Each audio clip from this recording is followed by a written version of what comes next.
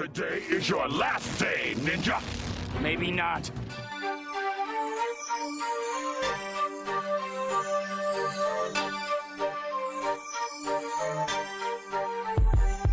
It's the Red Mask Ninja, swords we throw slicing, scream bloody murder, red moon rising, attack of the killer bee, swarm devastating, fear running wild from the songs that I'm making, no feedback from the cats that be hating, taking souls down to hell, half son of Satan, bringer of the true light, legend of the seeker, last true warrior, ancient soul keeper, one and only ultimate brain decapitator, kill in the moment, ask questions later, no remorse for the MCs that I'm slaying, the fake rappers are the ones who are paying. Millions come out here to see my recital. On the edge of your seat, words very vital. Dictator, tyrant, man of many titles. Bow down and worship the one and only idol like True that. assassinator, the flying Russian. Words flow flawlessly over percussion. No fake MCs allowed in this cipher. Only number one big scene by Mel Kiper. You can scream loud, but it don't mean you're hyper. Shots be on point like the DC sniper. You better wake up, smell coffee, clear your head. 5 more minutes and you might be dead. Many fake MCs, they cling silver tongue. Black mask enters, and now they neck wrong. Invincible warrior, what I become? Garbage out your mouth, smell just like cow dung. Unconscious rappers, they need to be hung. Ninja fist, brush your lips, now your mouth numb. Rulers of the world got us feeding on crumbs. Modern day slavery, bottom fish scum. First thing we do, we plan a false flag attack. Sit back and watch how the blind sheep react. They scream for help, we say we got your back. Make up corrupt laws, the Patriot Act. First thing we do, we plan a false flag attack. Sit back and watch how the blind sheep react. They scream for help, we say we got your back. Make up corrupt laws, the Patriot Act. It's the brown mask ninja, psychotic killer, underground dweller, fear instiller, mass media, soul cleansing devil, true lawbreaker, government rebel, mad mass maniacs breaking in your door when the president signs off for Rex 84. Turmoil, chaos, I don't want no more. Beast on the 7 hills, Babylon whore. Time we wake up, even up the score. Pick around the corners with guns ready for war. Sleepwalking people, the rich and the poor, too oblivious to realize what we fight for. You wanna run down and get baked at the shore. Men plot behind your back, evil at the core. Attack of Illuminati wild like a boar. Words sting like salt that's in the mouth sore. Yo, only speak real truth, there's no way to fake this. Living in a world similar to the Matrix. Chains on your mind, come on, we gotta break this. Way that you're thinking, it's time for awakeness. One way out, man, so we gotta take it. Fight to the end, cause we all gotta make it. The truth is the truth, some of y'all might hate it, or don't wanna hear it, be blind and debate it. Hear no, see no, speak no evil. Live dangerously like evil Knievel. Deaf, dumb, and blind, making nothing but sheeple. Being led by your nose through the upheaval. Gears keep turning like pop goes the weasel. Media spread the lies just like the measles. All gassed up like an 18-wheel diesel. New world order plans written on an easel. First thing we do, we plan a false flag attack. Sit back and watch how the blind sheep react. They scream for help, we say we got your back. Make up corrupt laws, the Patriot Act. First thing we do, we plan a false flag attack. Sit back and watch how the blind sheep react. They scream for help, we say we got your back. Make up corrupt laws, the Patriot Act.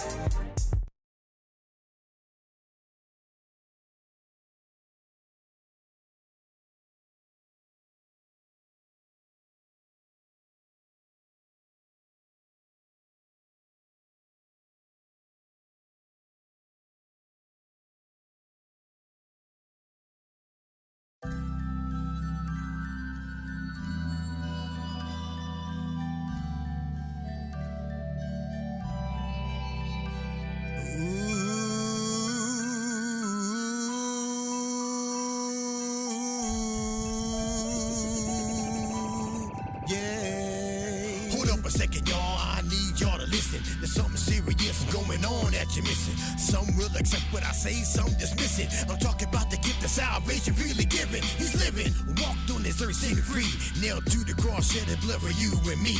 He arose from the grave and he conquered death. Gave us the Holy Spirit on the day he left. He shed his blood for each and every one of our sins. Not worthy of his grace, where should I begin? Don't worry about a thing, I keep my faith in him. Renew my mind, take a look at where I've been. I'm a sinner and straight up lost since day one. God loves us and gave his only begotten son, that whosoever believeth in him shall not perish but have life everlasting. You call it don't matter no way, cause you're gonna hell saved. I don't wanna hear no more of it. I'm tired of the chatter. It ain't about black and white laws, so matter. Color don't matter no way.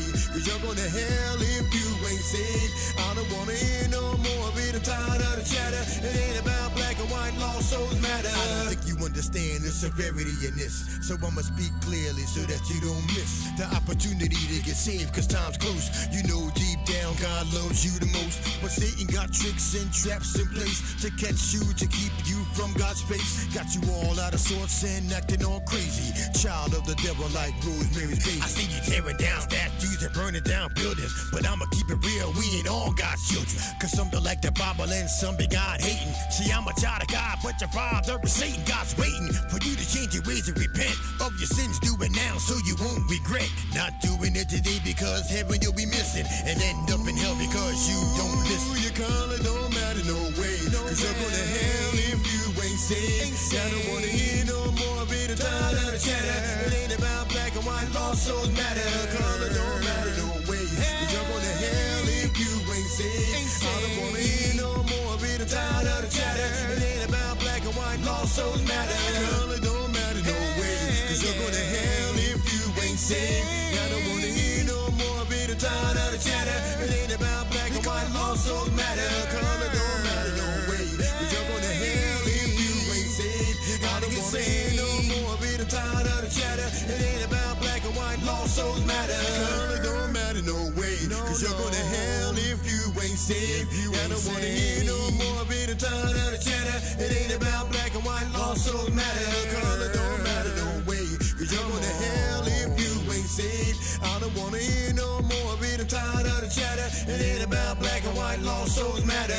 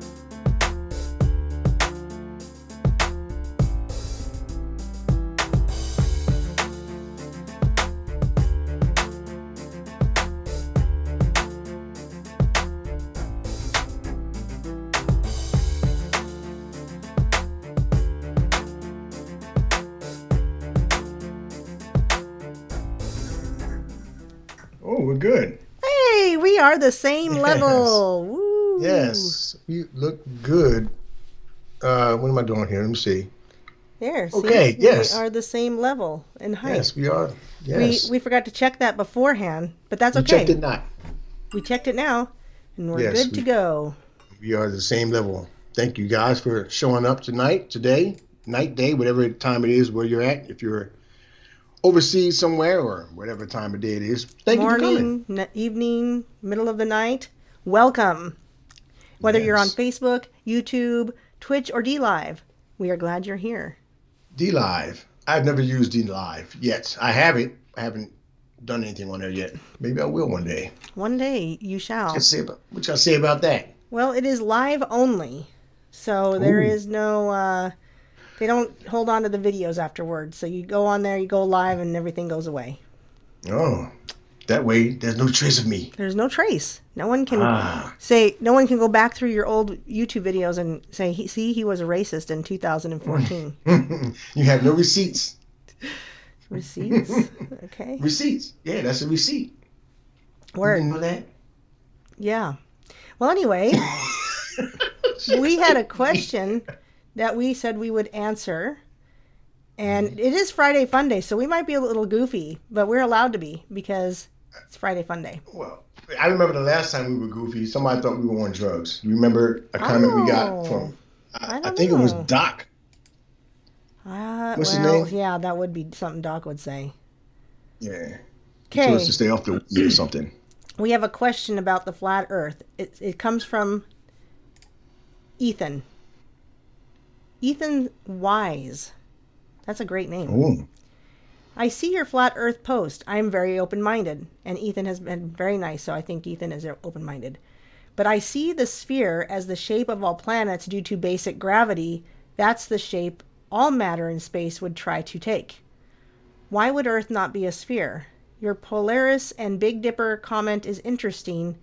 Have not looked into that. And that comment was, how come people south of the equator see northern stars that are in the north, like Orion, Big Dipper, and Polaris, from the other side of the globe? Because the globe, as it curves, should be blocking their view of those stars. They should not be able to see them. So, what say you? Tell me first what you say about the planets being spheres. Why aren't we? Well, I, first of all, would say, how do you even know there's planets? What's the proof? I'm tired of always having to prove the point myself. I would like this person or people who disagree with what we say to prove to me that there are planets. First, let's do that. How can they prove that there are planets at all without using the NASA pictures? Because that's all they have. That's all the proof that they have. And somebody might say, I can see with a telescope. Well, if you have a telescope that can see Mars, it should be the same exact picture that they have with NASA. Correct? I guess so, yeah, right. But we don't know what those pictures are because those are usually artists' interpretations. Right. So that my point is, before I defend my position, these people are coming at us with these questions. So you have to defend your position first. You have to say to yourself, you have to prove to me that it's not flat. Prove to me that it is a globe. Well, because we are loving and kind, and we are Christ followers who want to help people, we will talk about what the planets aren't. And they aren't spherical objects in a universe that never ends. What they are is wandering stars. And what that means exactly, I don't have the perfect answer for. But when I read that they are the planets and the moon and the sun were put here so that I would know the days and the seasons, the moon isn't a planet. The sun isn't a planet. No. And the sun is not a star. The sun is not the same as all the other stars. They're different things. But it is my belief that the wandering stars are angelic in nature, and so are the stars. I don't know the exact difference. Do you have an opinion on the exact difference of wandering stars versus the other stars? No, I think you're spot on with that. And if you are a believer in Christ and you read the Bible, first of all, there is no mention of planets being made in the Bible. Not one iota of that being mentioned in the Bible. It doesn't say anything about planets. All it talks about the moon, it talks about the sun, and those two being lights that are put in the sky, not terraformer. It's not, it's not something you can land on. They're both lights that are put in the sky, like you said, used for times and months and dates and stuff like that. And so where do we see planets in the Bible? Nowhere. Where do we see vast universes outside of where a universe period? Where do you see any of that in the Bible? You don't see that. You see that God created the earth, and the name earth, that's a man-made name for a globe that they call it the earth. But God doesn't call the globe earth. God calls what comes out of the sea, out of the waters in the beginning of Genesis. He calls that earth. The ground that comes out of the water is earth. Man decided to make a ball and say, this is earth. And then we have 9 different planets or 8 different planets that go along with it that they cannot prove. Nobody can prove that there are any planets. All we can do is go by what they show us. Nobody can say that Mars is an actual planet that you can land on and drive around in a car. None of us can say that. None of us have ever been out there to see it physically. All we're doing is believing pseudoscience. That's what we're doing. Until somebody can show proof, actual proof that that you can land on the moon. And see, back in the day, the Egyptians used to do the same thing. The Egyptian gods and goddesses and the Babylonian gods and goddesses used to do the same thing. They would take something and say they had a certain type of knowledge that others didn't have, and they could say that we saw this or we saw that, so we know this is here. And the Vatican did the same thing when they took away the Bible. They would say the Bible says this, and nobody else could see what the Bible said. So you just had to believe what they said. It's nothing different here with NASA and all these other space outlets. It's the same thing. They're just going to tell you that there's Mars and there's a planet, Jupiter, and you can land on it and you can do all these different things.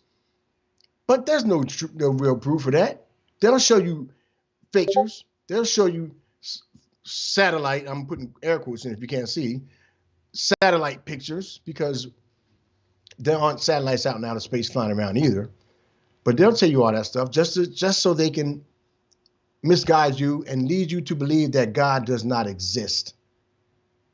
That's what all this is about. So if you are truly born again and you know and you read your Bible, you can look through the Bible and find out all this information. You can, and the Bible tells us straight up not to trust man, and that's exactly what you're doing when you are told that these planets exist and you have no physical and actual scientific proof of that. All you're doing is believing what someone says. Now, is there proof of a flat earth? All you have to do is look. The proof of a flat earth is a biblical earth, is you looking. First of all, you can look at water, how water is always level.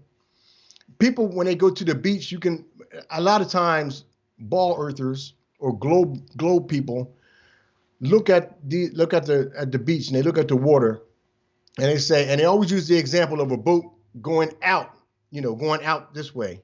With my camera, going out this way, and then they see it going, looks like it's going on a curve. It's just going out of your sight. That's all it is. But they'll say, see, that's the ball. That's the curve. That's the boat going over the curve. That's their thing. But that's been debunked because you can zoom in and still see the boat. People have taken cameras and telescopes and zoomed in, and the boat comes right back into view. That's just the boat going out of your view. But what about going this way? What about going horizontal? Shouldn't the boat be going this way? How come we don't see that? Right? Isn't the globe round all over, not just straight out? What about left and right? I think people forget that part of it. When I look at the beach and I look from my left to my right, it's flat. And if there's a boat going sideways, it should go that way. It should go down. It should go down like that, over the curve. Shouldn't we see that? Why come we don't? Well, I think, and so just because Ethan is new at asking this, and we are answering a question that somebody asked, that's why we're talking about this again today. Is that was it was an honest question somebody wanted to know.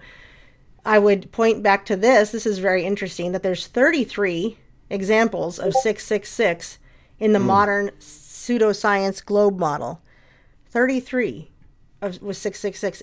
And here's the thing is, when I didn't want to research something in the beginning, like I actually believe the Lord told me not to worry about flat earth in the very beginning of my truth in Jesus Christ, not just truth out here in the world, but in Jesus Christ. And I had to come to Jesus first and be really isolated from the world for a while.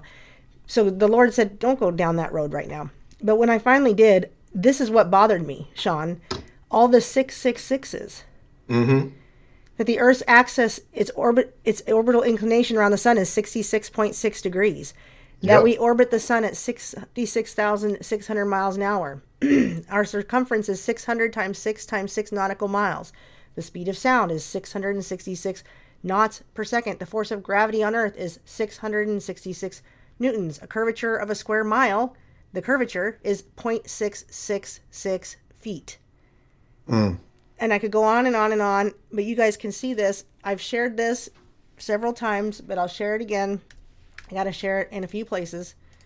But I have shared this. There's not only is there 240 verses in the Bible that you can find on this link that explains the earth being the biblical earth, not the flat earth. I don't even like to say flat earth.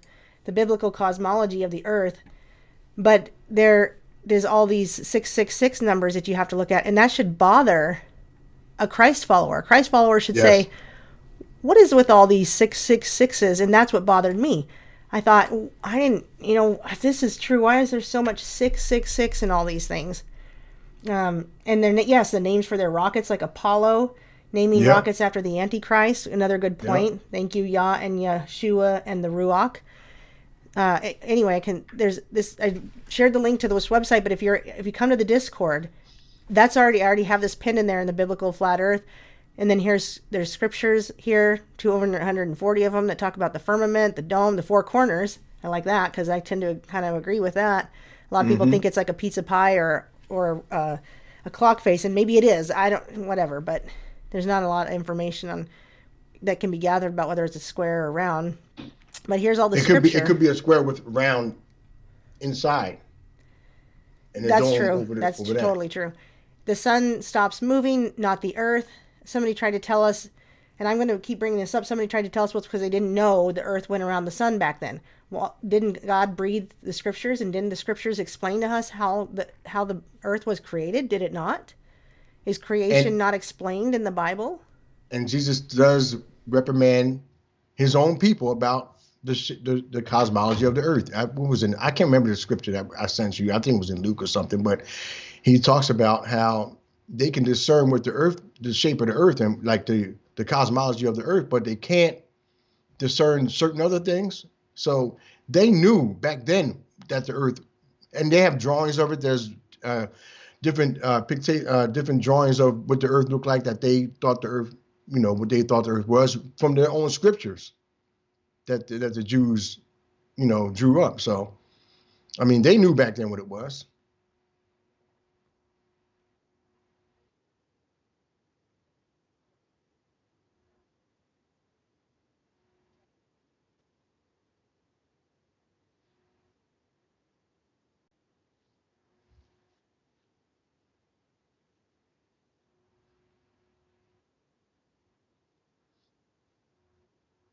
That's interesting because it can explain, because I hear that all the time too. Like, how do you explain eclipses?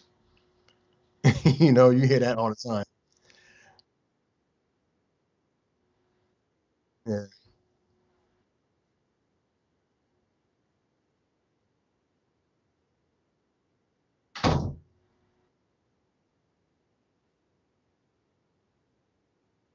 hmm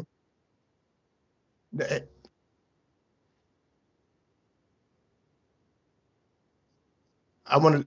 I just want to touch on Oh, I that. was muted. Keep Sorry, that I was right there. muted.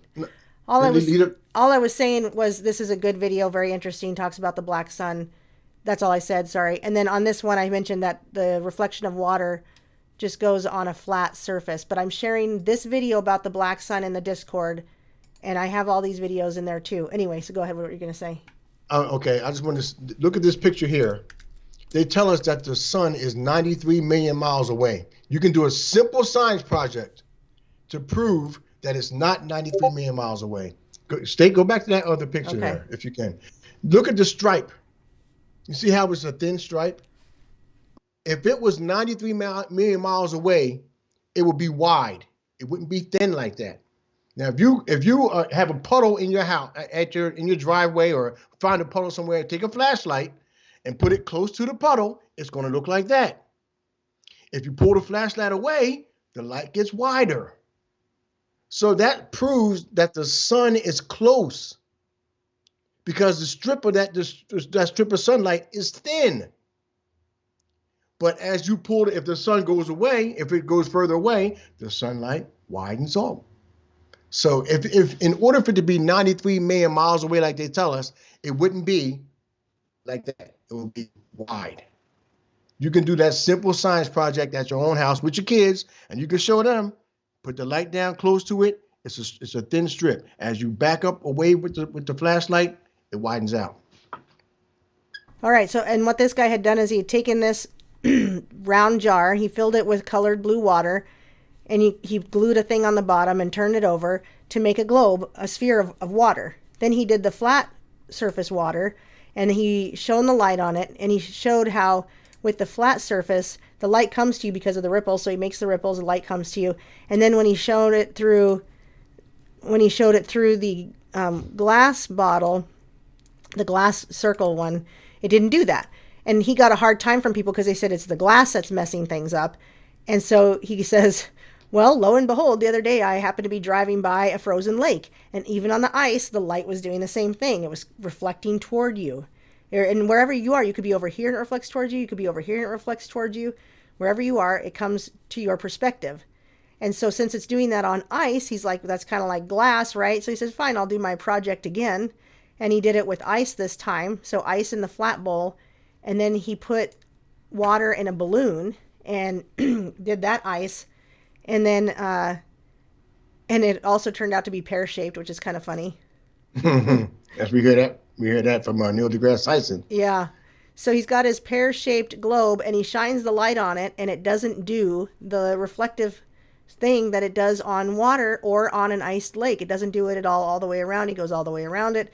Doesn't work. You know, it works only on a flat surface. So on an ice surface, whether it's an ice surface, whether it's water, and whether, you know, it's in your jar or you make your little water globe or whatever, this is empirical science showing that this is only true on a flat surface. There's no other way to do it. And why people can't look at this? Because this proves that the light does not reflect straight on a globe of water. It doesn't do it. The reason it reflects straight on is because it's flat. The light will take on the surface of whatever it's hitting. That's why if it was hitting a ball, it would be rounded. The light would be like that. But it's hitting something flat. And you had a picture up here of a car. I think it was a car in front of a puddle.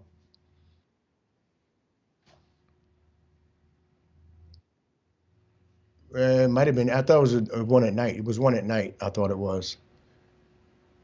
I think it was go back. Yeah, go back that way. There you go. Look at the lights.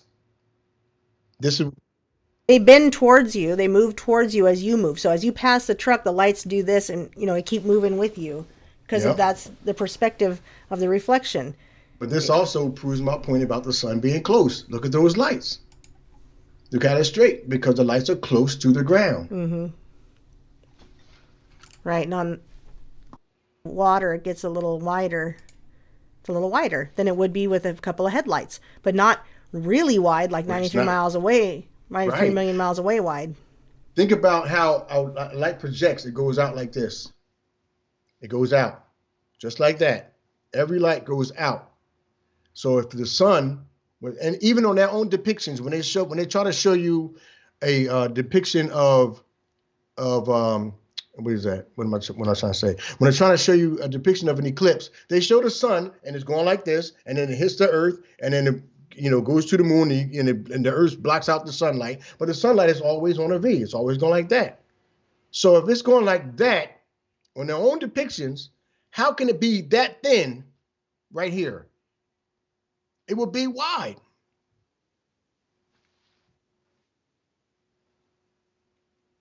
That right there was almost like an eclipse with that guy standing there.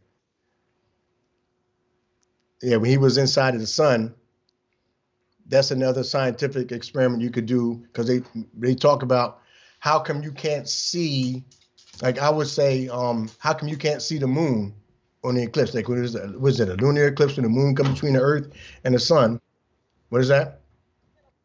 Allegedly, yeah, yes. Allegedly. But why can't we see the moon? Why is it just a black disk? And people say, well, it's like that because it's daytime. So at nighttime, you can see that person standing there. In the daytime, you can see the person standing there. At night, you can't. The eclipses happen during the day. So you could do another experiment and have a car with its headlights on, and have somebody standing in front of the car of one headlight.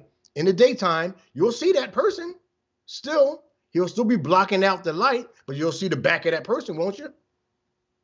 But how come we don't see the back of the moon in the daytime? Why don't we see that? At night is when you won't see that person. At night, it's at night when that person looks like a shadow.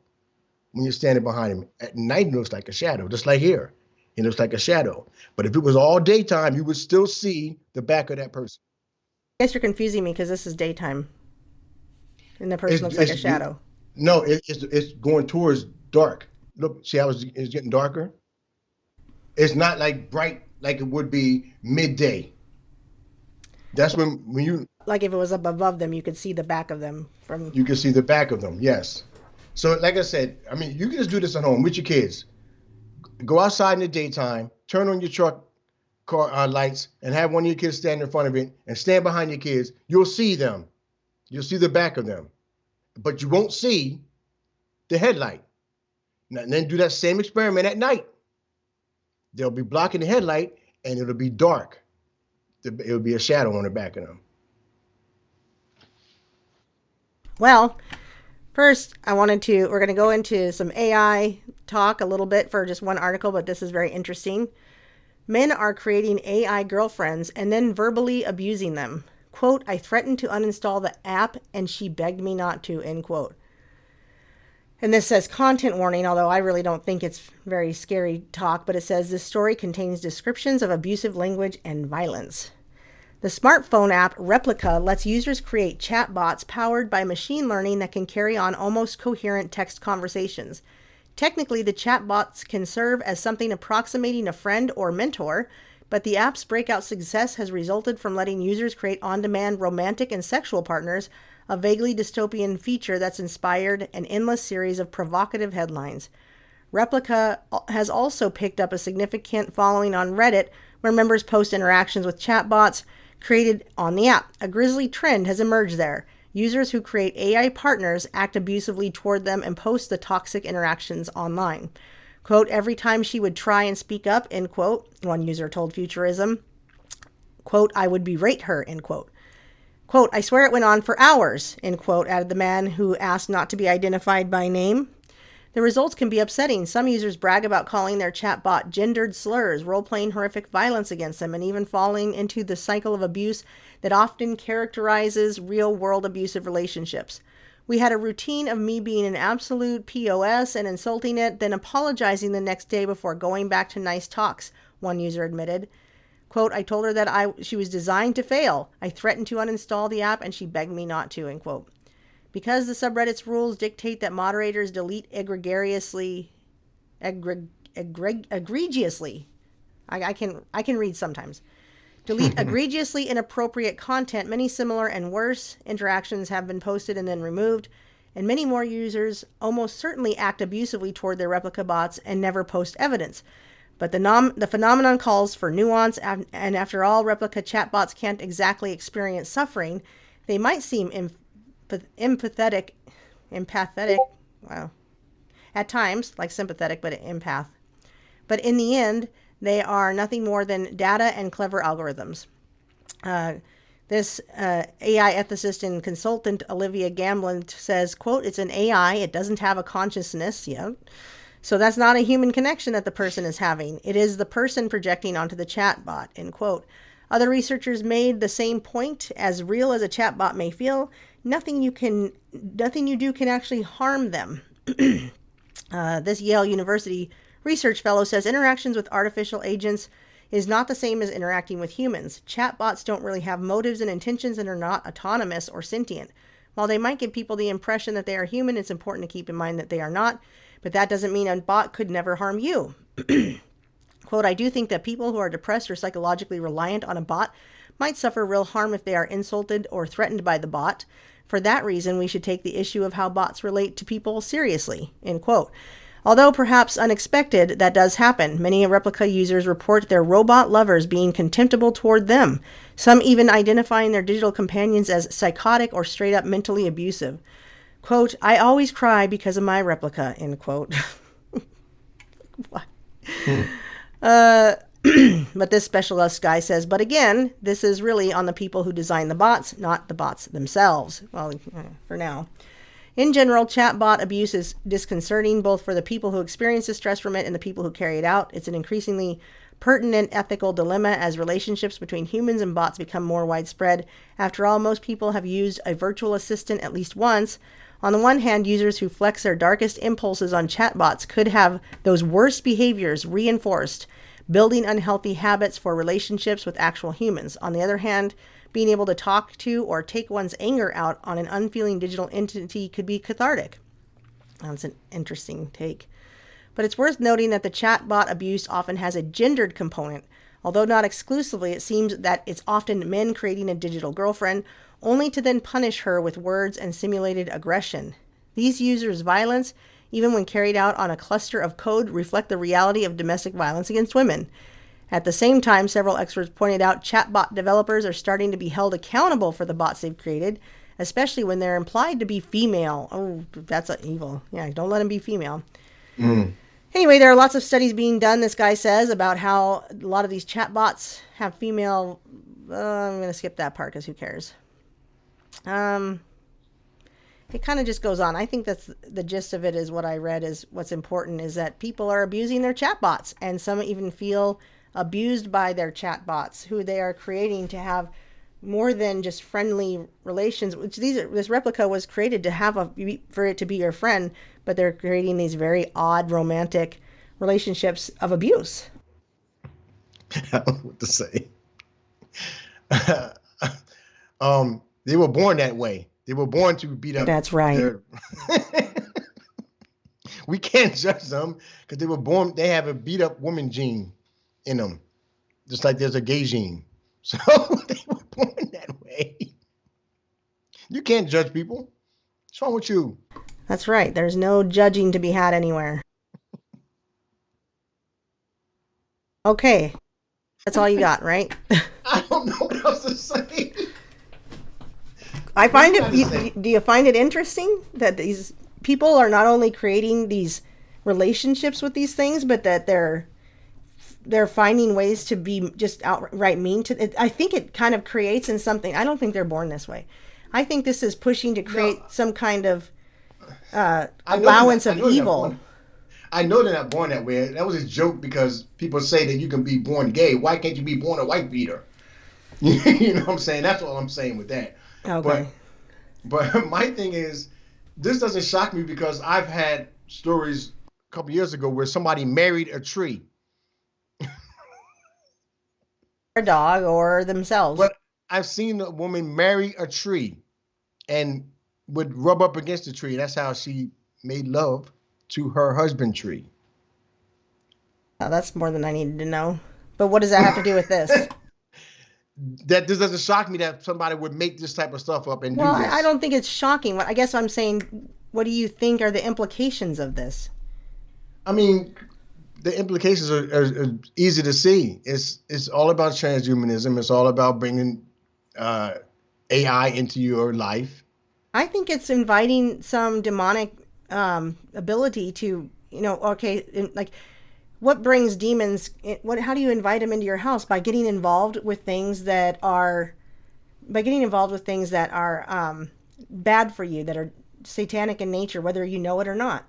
So getting where you start being violent and abusive towards this thing invites, I think, demonic entities or powers and maybe even ultimate possession into your life. I think that's an implication.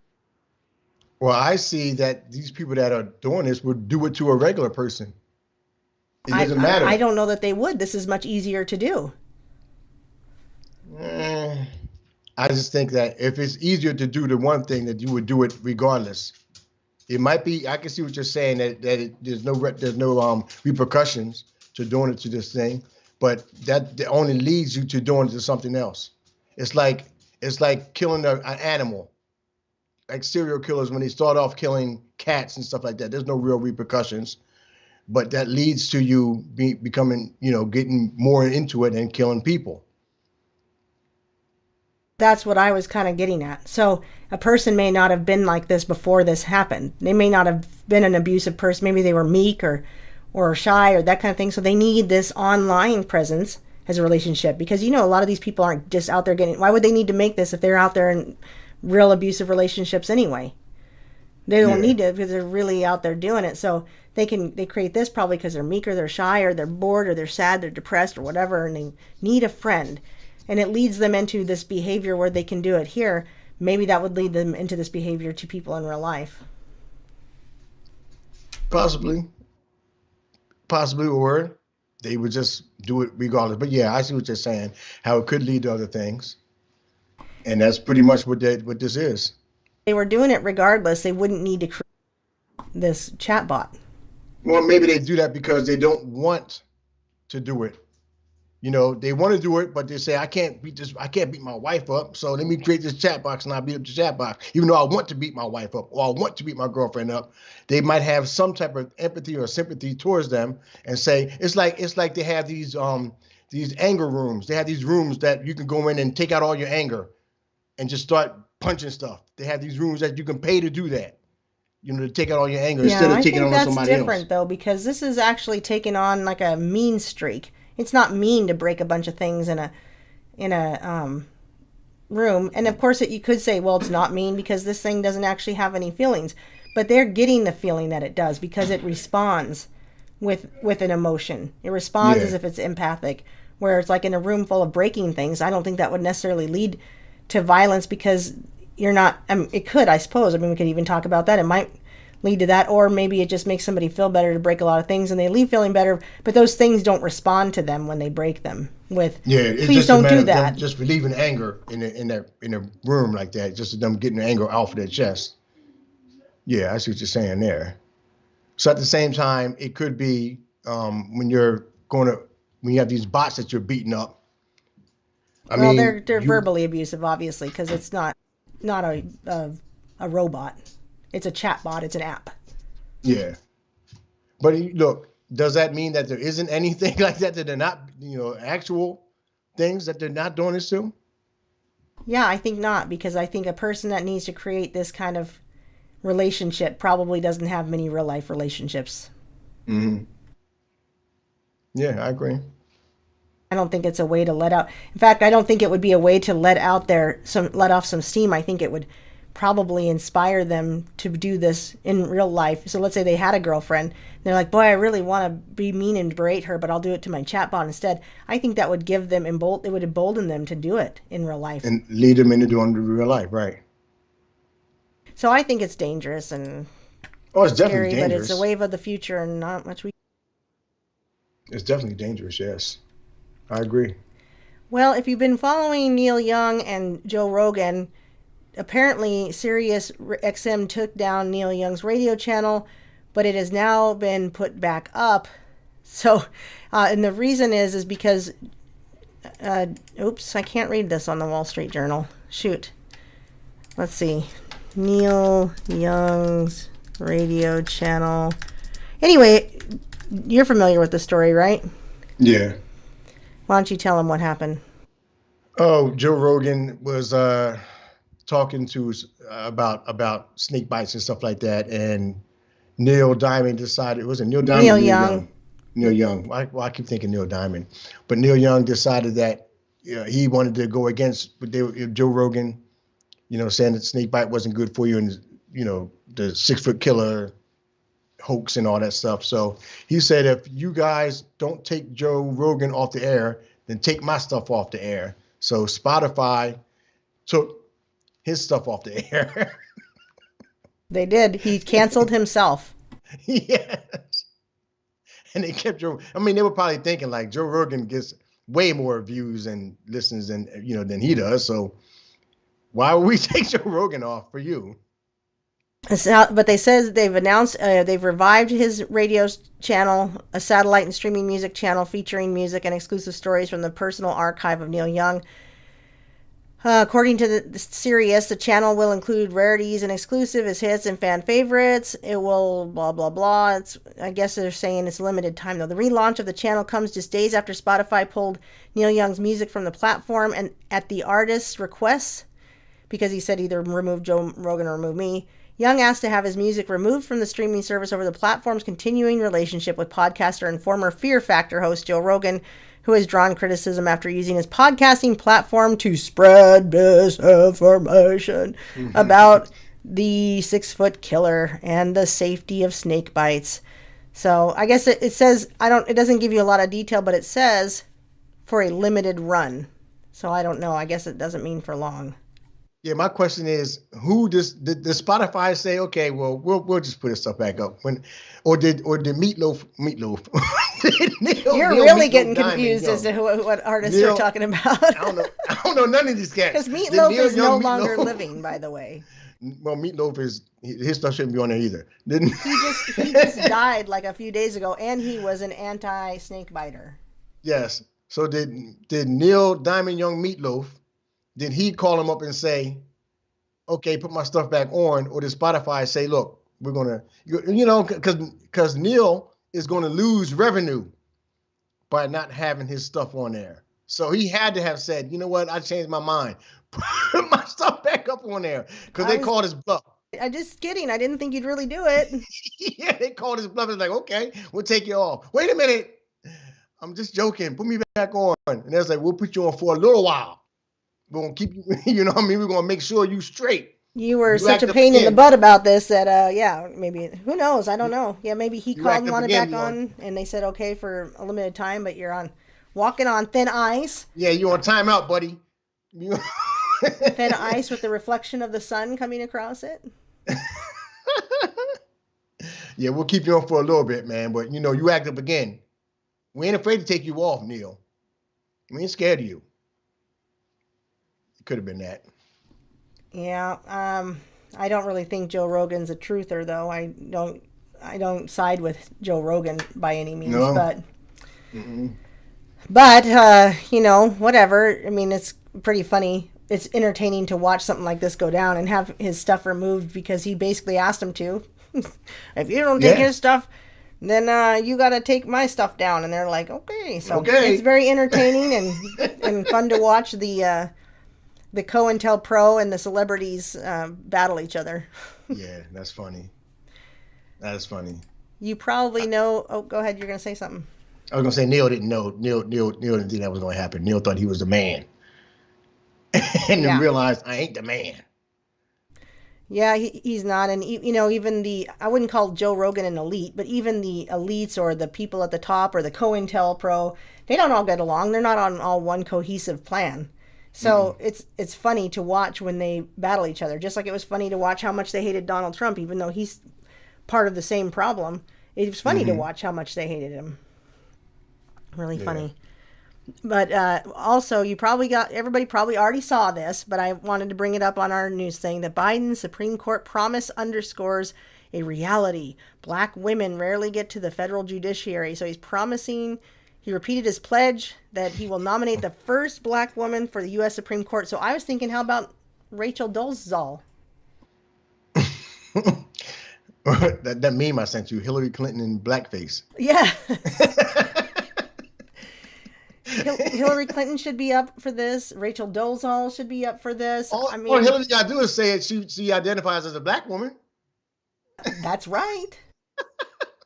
So I guess it's kind of the same joke because Rachel Dolezal is basically doing blackface, identifying as a black woman, and she still tries to identify as a black woman. She's doubling down, tripling down. She's not going to let go of this. She's got a book out there. I'm black and I'm proud of it. Say it loud. I'm black and I'm proud. This is supposed to be not based on skin color or gender or even partisan No qualifications. Politics, but apparently it majorly does. So there you go. The only qualification you need to do is be a Negro, a woman Negro. That's all you got to be. Is a black woman. It's the same. How you think Kamala got her position? Oh, she's possibly up for this position as well. I know. I heard that too. Yeah. She could actually be one of the picks for this because she's so unliked. And there was something I was listening to that said that they would use the 25th Amendment somehow to remove her as vice president and put her into this position, which would be just something else, man. That'd just be something else. But that's what they desperately want. They want to gain control of that too, because like things that happened, like with the mandates, wouldn't have happened. You know what I'm saying? Had Kamala or somebody that Biden picks, another woman of color, a Democrat, more than likely, were to be in that position, then all those mandates would have went through. All those OSHA mandates, would have went through. Well, don't worry, they got it through for the medical people, so they still have to get the job. Yeah. But it actually has made a difference, I guess, that he actually dropped it. He's not fighting it anymore. I know he was urging that employers would still do it, but they've completely dropped the requirement. So I know some people may have already lost their jobs because of this requirement, which is crummy, but don't worry. I can offer you a job. We can get you work that you can work from home. By the way, a home-based business helps you to write off all that, most of, if not all, that income tax that's illegal. It helps you can write off your gas, your food. And because it's a home-based business, I can write off my gas from when I leave the house because it's electricity. And your utilities, and you can use your internet usage, all of that, phones, cell phones. I write it all off. Yeah, and so when people kind of go, "Oh, that's not a real job," okay, well, I'm paying a lot less income tax. I'm able to write off all this stuff. I'm able to use my gas and my food as write-offs and everything. So basically, I don't ever owe anything anymore, and I don't care if I get anything back because I'm keeping more of my income. I'm keeping more to almost all of my income by just working from home. And it's something you can do and have your W-2 linear wage job if you so love it. But we're not joking that you can work from home and make plenty of good money and do just fine and leave your jab requiring job or your mask requiring job and not even have to worry about that stuff anymore. Yep. I still get money back, by the way. I might this year. I don't know. They keep trying to say I owe them from some linear wage job of a few years past, but whatever. Who cares? That was from the linear wage job. I'm sure I paid it. I'm sure they're corrupt, but at least, they're not taking anything anymore. They're not. Yeah. I get to keep most of my income. I don't even care if I get anything back. Yeah. So next up, a mysterious brain disease is spreading in Canada, and the symptoms can be devastating. Now, what's interesting, they say it's spreading, but I feel like this only talks about one man. So I don't know what they're talking about, but I'll read it. I don't think it's very long. Let me get a drink first. This very tasty beverage. Okay. The Canadian province of New Brunswick is tracking 48 cases of I guess there's 48, of a mysterious new brain disease that has neurologists stumped. The patients with ages ranging from 18 to 85, they're stumped, by the way, on this. They have no idea. They started experiencing a variety of symptoms, including aggression, anxiety, depression, muscle aches, and spasms. Some patients developed insomnia, language impairment, and even rapid weight loss and muscle atrophy. Several patients experienced hallucinations, including transient Capgras delusion, a psychiatric disorder in which a patient starts believing that a close friend or family member was replaced by an imposter. Roger Ellis, a man in his 60s, born and raised in New Brunswick, Acadian Peninsula, the area where many of the 48 cases occurred, experienced many of these symptoms. I'd like to know what batch of jab they had out there. Which batch did they have? Which lot number? He had delusions, hallucinations, weight loss, aggression, repetitive speech. At one point, he couldn't even walk. So in the span of 3 months, we were being brought to a hospital to tell us they believed he was dying, but no one knew why. At first, his doctor suspected it was Creutzfeldt-Jakob disease, a fatal and rare degenerative brain disorder, but his tests came back negative for that, along with countless other tests. Quote, our first common idea is that there's a toxic element acquired in the environment of the patient that triggers the degenerative changes, end quote, said his doctor. Doctors are also not ruling out a connection to exposure to an excitotoxin like domoic acid, which caused several food poisoning incidents in 1987. But they're not looking to see if it's in some kind of snake bite. Well, I wonder why. So they're going back to square one on this. They don't have a clue why this mysterious brain disease is spreading in Canada. I don't know. I mean, what do you think? I think they're going to ignore one of the possible contributing factors to this completely. They're saying it could be in the food, it could be in the water. There's something they're ingesting, and they're not going to look at anything that they've all possibly done. I don't know, but could have all these 48 people have had the jab? And more likely because they're in Canada. They probably did. Right. And are they exploring that? Are they saying, well, let's see if all these people have been snake bitten or not? Doesn't sound like it, because they're doing all these tests and they're pointing to something they've ingested possibly. Yeah. You know, it can't be the snake bite. You know that's impossible. Why check that? These snake bites, not just this one, but all of them, are known to cause neurological diseases. One of them being Guillain-Barré, which will, worst case scenario, cause death. But let's say second to worst case, it causes complete paralyzation of the body. So it's like MS, but on super MS, like it happens very fast. The myelin sheaths stop working. You're not able to send the messages from your brain to your body. And those people end up getting put on ventilators because of VAXX. Those things have done that long before this one came along. We see Bell's palsy. We see trigeminal neuralgia. We see nerve disorders that they can't explain or test for, so they call it fibromyalgia, but they don't look at could it have ever come from those.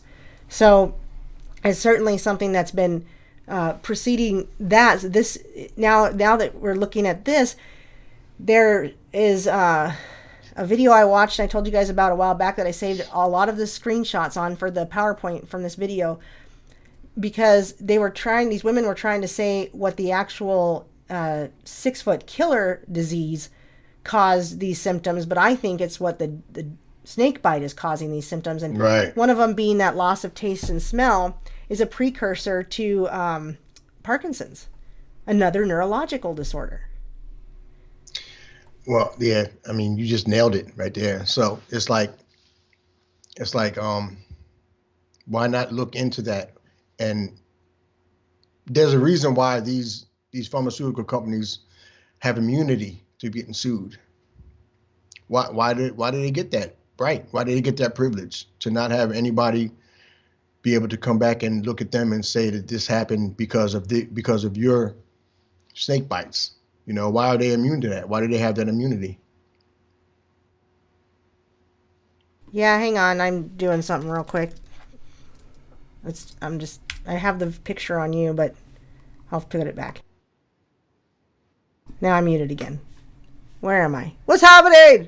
Mysterious brain disorder. I hear you, but I don't know if they do. Yeah, I unmuted it.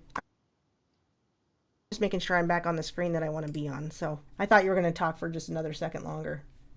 I could have, but I just really didn't have much more to say other than, why do they have immunity to getting sued? There's a reason why. I met a pharmacist the other night. I keep changing my screen. I met a pharmacist the other night, and I said, do you have the ability to test for variants. And he said, no, of course not. And I said, have you ever opened the package insert of the snake bites? And he's like, yeah, there's nothing there. So he's on the understanding of what we say and believe.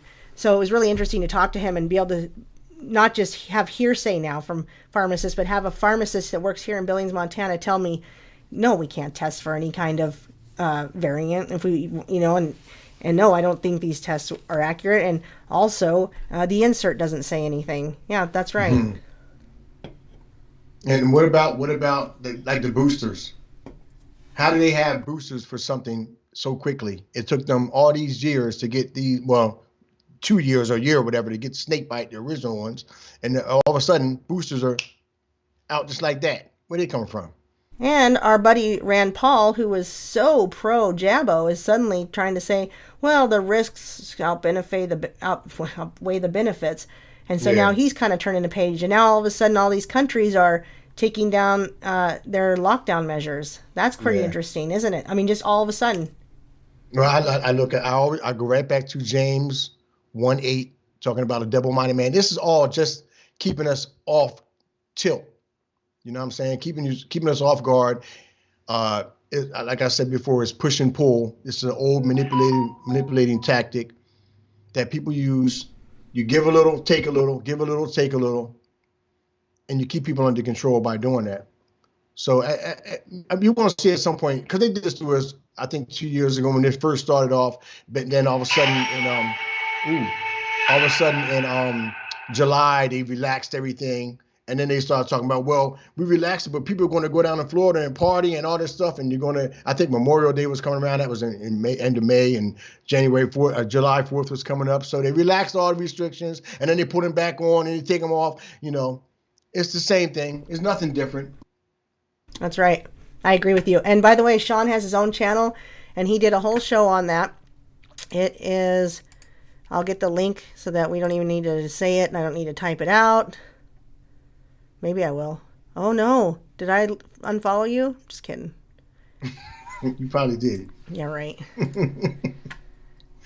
That's where all his music is, but he also does videos that... like this. Like this. Yeah. Okay. All right. Stop it. Yeah, that's really loud. Yeah, I'm getting really loud. That's very loud stuff there, sir. Oh, boy. Here you go. Where's my other phone at? Where's the other phone? Well, while you're making all that noise and looking out loud for your other phone, we have a 1.5-minute video here that you probably wanted me to play, right? Yeah, if you don't mind. Gosh, why?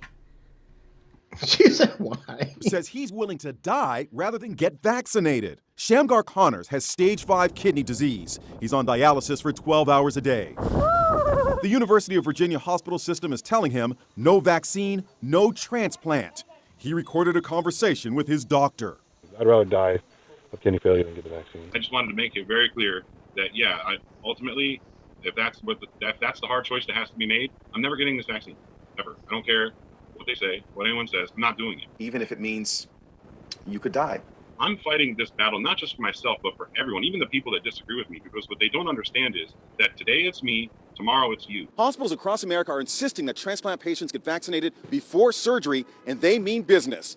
Desperate patients are being taken off transplant lists if they refuse. The reason? Vaccinated transplant patients have a better chance at survival, and they should get priority. The 42-year-old middle school teacher from Virginia has two...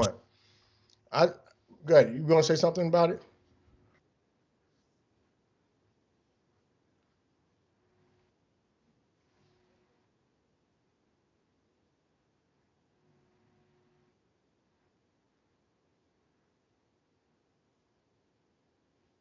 Yeah. I'm sorry, I was muted. What I said was, I thought they meant priority to the jab, but I think they're saying priority to getting the organs, which is just frustrating.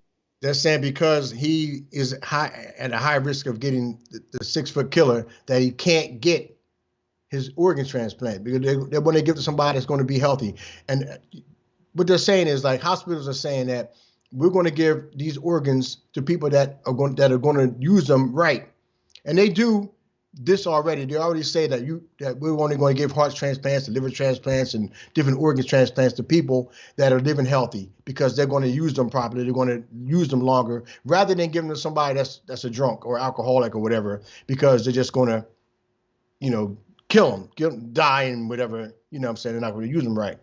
So they're putting the 6 foot killer in that same category. Something that does not exist is being put in that same category as somebody who is an alcoholic or a drug addict or who's just going to go out and just destroy their own body anyway. So that's what I thought. I turned this off.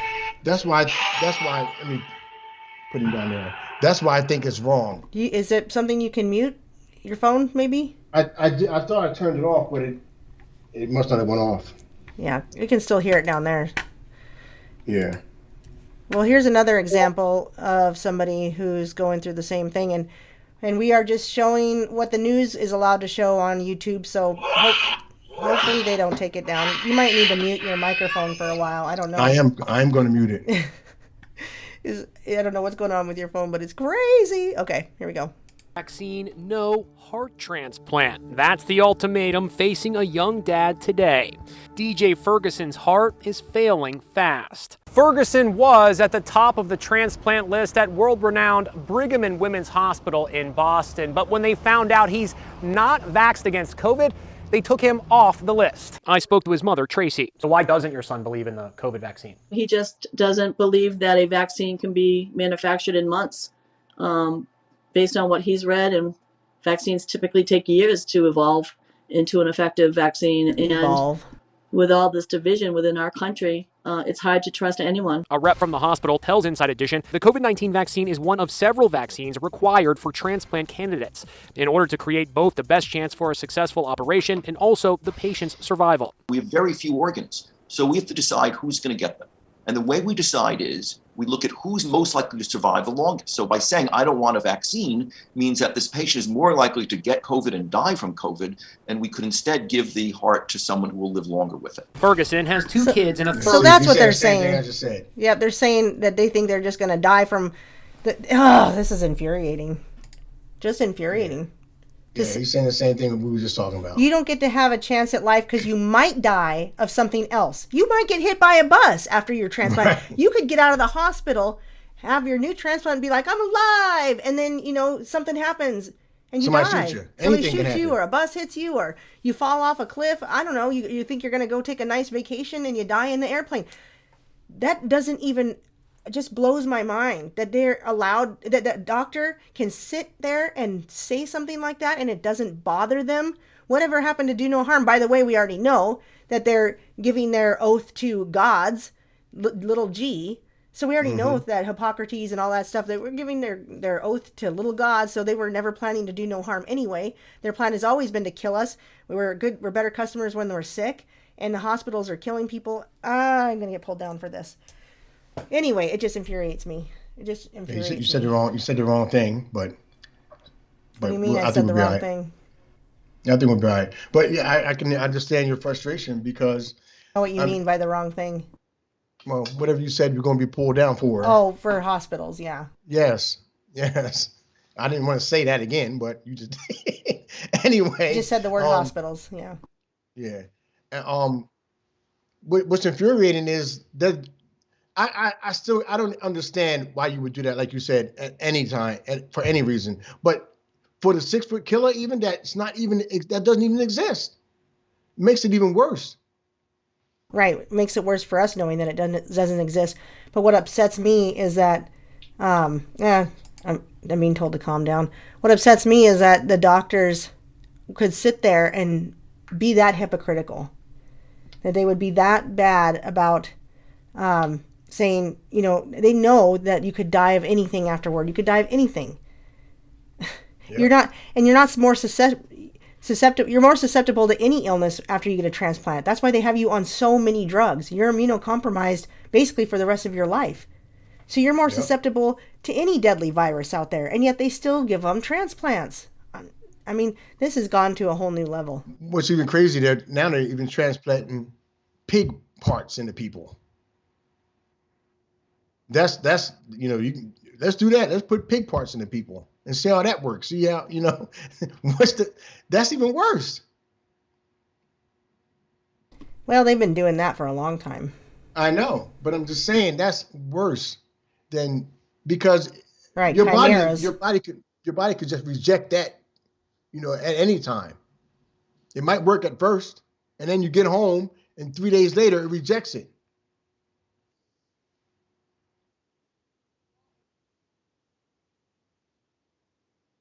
Oh yeah. This is about Snooki Coltrane. Do we got to watch this part? We can skip her, right? Well, I want to hear a little bit what she has to say. Yeah, it's going to go right into what Bill Maher says, and then she's going to talk. Okay. Well, so skip what she says at first. I think Bill Maher comes on first, doesn't he? No, she's talking for a minute. I'll just go ahead and press play. Okay. I don't want to live in your paranoid world anymore, your masked paranoid world. You go out, it's silly now. You have your mask, you have to have a card, you have to have a booster, they scan your head. Like you're a cashier and I'm a bunch of bananas. I'm not bananas, you are. That's not really funny to people who've lost their kids to this vaccine, or people who've lost family members or dear friends to this. It's just... Did she say people who've lost their family to the snake bite? Did you hear what she said, right? Yeah, let's go back. She said it. Funny to people who've lost their kids to this vaccine, or people... She said it. There it is. She said that, but then she goes on to try to cover it up and talk about. Okay, I'll play some more. Killer. Who've lost family members or dear friends to this. It's just, listen, nobody on the planet really wants to go through this. This is not something we're doing because it's, sexually gratifying. This is what we're doing to protect our families. And you don't have to do it, but stay away from everybody. Because if you're the one who's not paying attention and you're coughing and sneezing, you don't want to... Then stay out of the public, man. This Stop is not, it for a second. Nobody wants this. Look at her. I don't want. Look at her. Look how healthy she is. She's looking real good. Isn't she looking really healthy? Yeah, that overweight obesity thing is not unhealthy anymore. They've changed the rules. That's a healthy person right there. You can play a little more. I want you to hear what the lady after her says. It's really disturbing how people think. And I think he's forgetting that people are still at risk who cannot get vaccinated. People who can't get that. Little kids under the age of 5. Yeah. Or people with health conditions. How dare you be so flippant, man? Well, There's they still act like people... they're over it, like a relationship. I'm over it. I don't feel like seeing him anymore. To the post-mask part, because I think there's a prudence we've learned with the mask, the hand sanitizing, that kind of like 9/11 with flying is always going to be here now. There's a new normal. In the beginning, when at post 9/11, people didn't want to fly, and the security measures felt like, how do we do this, And now it's the norm. I think some of the things we've learned in this pandemic are going to stay the same. I may never ride a subway again without a mask. I may never go indoors to big crowds and never feel comfortable without a mask, and that's up to me to do that. What I think is changing, though, are some of the things that are happening and treating this virus as it is right now, as we did in 2020 and 2021. I just want you to hear her. This is the new normal. Yeah, we're gonna get used to it, just like 9/11. Yeah, and people are thinking just the way she's thinking. That and I said this when this first came out, when all this stuff first started happening. I put it on Facebook. I said, how many of y'all gonna still wear those face things after they decide to tell us it's not here anymore? Because first I said, when do y'all think this is going to be over? I said, it's not going to be over until they say it's over. When they decide that they're done with us, that's when they're going to say, okay, it's over. I said, how many of you guys are still going to wear those things in your face? And everybody that answered me, I am. This was 2 years ago when I put that up there. And she's just exemplifying what people are going to do today. It's going to be all part of the same. You're afraid. What are you afraid of? People are afraid of catching a cold. You heard Snooki Coltrane talking about coughing and sneezing, and then stay away from me. You're coughing and sneezing. Didn't people cough and sneeze 10 years ago? Can't have allergies anymore. You can't have colds anymore because you're going to kill grandma. You can't do You none should of just that. stay home. You can't just stay home. Lock yourself up. Wrap yourself up in some plastic. Matter of fact, get some shrink wrap and cover and wrap it around your head and kill yourself. How about yes? I was gonna say, how about the ice coat? Could that help?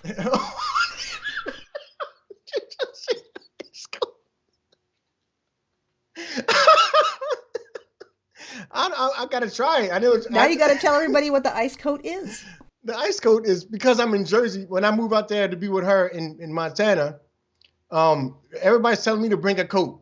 And I'm like, okay. I live in New Jersey.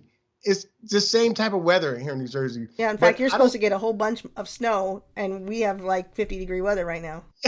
It's so funny because the other day when I was at work, that came up. Everybody was saying to me, "Oh, you're moving to Montana. It's going to be colder out there." And so it was like 10 degrees that day here. And I'm like, you know what? I just talked to Erin. It's 50 degrees where she's at. But you're going to better get a coat because it's going to be cold in Montana, sir. I'm supposed to get a coat to go to Montana where it's 50 degrees, and I'm in New Jersey, and I don't have a coat because it's New Jersey. Which so he's joking because he does probably have a coat, but since he doesn't have a coat, he's going to make one. You know I have a coat because I brought my coat with me when I visited you the other time. That was a jacket. That was a big leather coat. Okay. Anyway, you're going to make you're going to make a coat. I'm going to make an ice coat. I'm going to go outside when it snows. We're supposed to get like 8 to 12 inches here and 6 to 10 in my area or whatever. So I'm going to go out. I'm going to make an ice coat and put it on my arms and my chest, and that will insulate me. And I said, now everybody's going to see it and they're going to want it. All the rappers are going to say, man, I was wearing ice on my wrist, but I can wear ice as a coat. Word. Yes, and they can they can be iced out and they can drip too hard. All that. They can drip. All that. Yes, y'all know what drip is? Who know what drip is? Somebody in the chat knows about dripping. Drip too hard? Does that mean you're wearing too much fancy diamonds? No, that's iced out. That's being iced So if you're dripping, do you have too much Jerry curl stuff in the hair? No, that's Eddie Murphy stuff. You're thinking about, she's your queen to be. You're thinking about that. What was that? Was that Coming to America? Yeah. It hit the soul glow. And he was spraying that soul glow. Remember? No, that's not the same drip. Dripping is you just got money and you're just dripping it all over. Oh, okay. You know what? Lord Tejan says something even better. He says 5 years from now, dressed up in bearskin and antler ice. Antler ice. Yeah, sure. There you go. I was just thinking antlers, but antler ice. And ice, maybe. I don't know. Antlers and ice. Just iced out. Iced out, dripping, and bearskin and antlers. Do I need all that to come to Montana, or just gonna? No, you're gonna learn to get that stuff down down the road as when we start killing bears and skinning them. Yeah, I think. Well, you got the gun for that, so I think we can. I sure do got the gun for that. Yeah, I do. Okay. I can't bring mine because I can't bring mine on the plane, so I don't know how. Yeah, you can. You can pack it and check it. Oh, really? Definitely. Oh, I've seen that when I was coming to visit you. They were saying, I heard the TSA guys talking about that with somebody. You have any weapons in there? I don't know if I want to do that. I might just get another one when I get out there.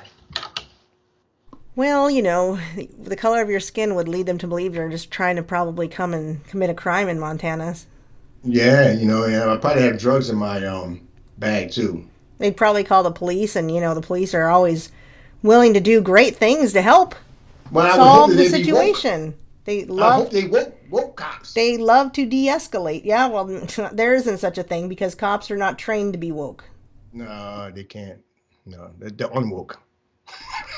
Speaking of police, this is a good segue. This is James Freeman here on this phone call, and what happened is an officer was murdered, absolutely murdered. It was a heinous act, and he was murdered by a Mexican who ran to Mexico after he murdered him. This guy pulled him over for a traffic stop. This cop pulled him over for a traffic stop, and the guy just jumped out and shot him and killed him.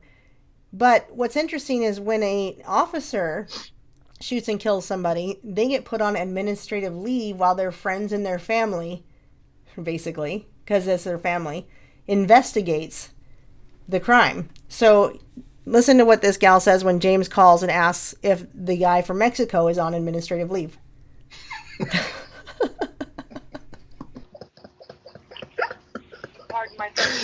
Oh my goodness. Yeah, I agree. I agree. People who kill people, yeah, you don't have to censor yourself with me, ma'am. Yeah, I don't know what that. I was talking to Buddy, the same person who was telling me that they weren't going to extradite, and he was saying that he'd be put on paid administrative leave, and I was like, I don't even know what that means. What does that even mean? No, he's in isolation from other prisoners. I know that. Okay, but he's not being paid. He's not being paid while the investigation is ongoing, though. Is that right? I cannot imagine why he would be. He's not on anybody's payroll. He's not an employee of the county or the city or the state. I don't think he's an employee of anything except for his criminal, endeavors. Okay. Was he part of some type of gang? Do you know, or? I'm not aware. Okay. I don't know. All right. Yeah, that bothered me for a minute. I said, "Wow, this guy's a murderer," and you're telling me that they're paying him while they investigate him? I thought that didn't make sense. Yeah, he's not one of our own. So or anybody. Oh. He's just a guy. He's one of your own. He's not one of our own. So or anybody. He's just a guy who did a heinous thing. Okay, excellent, great. Thank you so much for clearing that up. You're very welcome. Absolutely. All right. And if you'd like to email Constable directly, you have his email. Okay, great. Thank you so much, ma'am. You have a wonderful day. He should have said Thank you. it. You too. Bye. Bye-bye. I swear he wanted to say, so if he was one of your own. Oh, no, he's not being paid. He's not one of ours. I could have swore he wanted to say, so if he was one of our own. So if he was, he would be I don't think he had to say that. It just goes without saying. It just totally goes without saying. It just would have been nice. It just would have been funny if he would have asked her that. So if he was one of your own, I thought I could feel him wanting to say that, but he probably like, I'm not going to go any further. I love the look on his face. Look on his face. Well, if it was, he's not one of ours, so why would we be paying him? Yeah, right. We only pay ours to kill people. Yeah, while we investigate, while our friends and family investigate. If you're an officer and you shoot and kill somebody, your buddies get to investigate you. Yeah, we'll investigate. And you get paid while they do it. Wow, we'll investigate, and you don't get locked up. You get to go home and get paid to be home at the same time. And we'll investigate. We'll figure it out. Don't worry about it. Yeah, we got it. We investigate ourselves all the time. All the time. And we always come out on top. We're always right. I was almost going to show another one about... that was about a police officer. A guy was filming outside of the crime tape. He wasn't getting involved. He wasn't coming anywhere near. He wasn't interfering. And the cop came up and took his phone from him, and I think he broke it and took it. And he said he could take it because it had evidence of a crime scene, because it was filming a crime scene. And so then James Freeman actually called that department and said, is that something, he called to pretend, I just have a few questions like he does. And he says, is it legal or lawful for a cop to take your phone if you're just recording a crime scene, but you're not interfering? Well, as long as you're outside the tape and you're not physically interfering, because she couldn't think of a way where you might not physically interfere. She couldn't come up with any scenario where you were not physically interfering that they would be allowed to take your phone. And so even if they knew you filmed a crime being committed, they'd still have to get a warrant if you weren't willing to hand over your phone before they can take it. So this guy took the guy's phone and put it into evidence for something like 3 months. And of course the guy has sued and done all these things, but it took him several months just to get his phone back from this cop who thought he could just walk up to him outside of crime scene tape. So know your rights. It doesn't mean you're always going to you're never going to get a fair shake, because there isn't a situation that can't be made worse by involving the police, but at least know your rights so that you can go after them down the road, especially if for a wrongful arrest. Sue them personally. Sue those police officers personally. Right, and let them know that you're going to do that. I'm going to sue you personally, not your department, not the state. You. And then they love to say, "Are you threatening me? Are you threatening me? Are you threatening me, nigga?" Yep, they're always threatening us. You're grabbing up on me, and I think we talked about this before. Like, you're talking about physically getting involved in something. If I see, and I'm saying this right here so everybody knows that if this ever occurs, that I'm going to do this. If I see some old woman or some kid or somebody being attacked by the cops, you can't just sit there. At some point, you gotta act. You can't sit there and just film it. You got to step in. We got to start sticking up for each other. That's another thing. That's another thing that I agree with. People are filming too often what's going on instead of stepping in and helping somebody. They're just too busy filming it or afraid because the cops are threatening them. And one of the chat questions is sometimes cops have to shoot people if they are a deadly threat to others. It always gets investigated. Why should they lose pay? That's a different situation. So like when that one girl was about to stab that other girl, she had the knife in hand and her arm was coming down and that cop shot her. That was the right decision to make. That cop made the right decision because he stopped her from murdering somebody else. But what about the cop that shot the guy in the wheelchair moving 2 miles an hour 9 times in the back because he wasn't complying? Was that necessary or was that murder? That's murder. So do they get paid for murdering? Right. So they still get administrative leave for those situations, which are far more common. They are far more common because what they do is they say, well, I'm fearing for my safety. I've watched enough of these videos that I can tell you that more often than not, a cop will say they fear for their safety just because you're not complying. There was a guy outside of his own apartment that this cop was harassing, and he wanted his ID, and the kid was like, I don't need to give you my ID. I live here. I told you I live here, and now I'm working. He had a little tongs to pick up garbage, and the cop pulled his firearm on him about 10 minutes or 15 minutes into the conversation and said that that was a weapon and he needed to put it down, and had called 8 other cops onto the scene. And this guy was sitting there saying, I'm not gonna do what you're telling me to do. I am not harnessing a weapon, and you are just trying to shoot me. And I live here and I work here. But the cop's ego was way too much. And that's the problem. I've run into it personally myself because, in fact, that video said that those officers should have left when he told them to get off of their property because they were now, in fact, trespassing. That's exactly what I said to the police officer that parked me in at my house and walked onto my property. And I said, you're not welcome on my property. I didn't invite you on my property. That's trespassing. He said, that's not true. Whoever told you that, that's not true. It is true. What gives you the right to come on my property? You have no right. And then what about the guy? I think we showed the one video that we did. I think is on Odyssey now about the police. The guy that was on his knees and was doing everything they said to do, and then they shot him and killed him. You remember that video? Yes, he was crying. He was in the hallway. They had AR-15 pointed at him. He was doing everything they asked him to do. He said, "Please don't kill me," and they shot him and killed him anyway. The other thing is they take oaths. The other thing is every time they pull you over, they escalate. They want to escalate it into a drug or alcohol bust. So there's a lot of ways you have to deal with them. So even if they're not shooting people and killing them, unless they, you say they've never shot anyone at the risk of their own safety, they're plenty safe. They've got Kevlar on. They've got massive amounts of weapons. There's 10, 12 of them there. It's a whole There's gang 10 to of them. 12 of them there, and they're suddenly fearing for their safety. So what about that old lady that they broke her arm?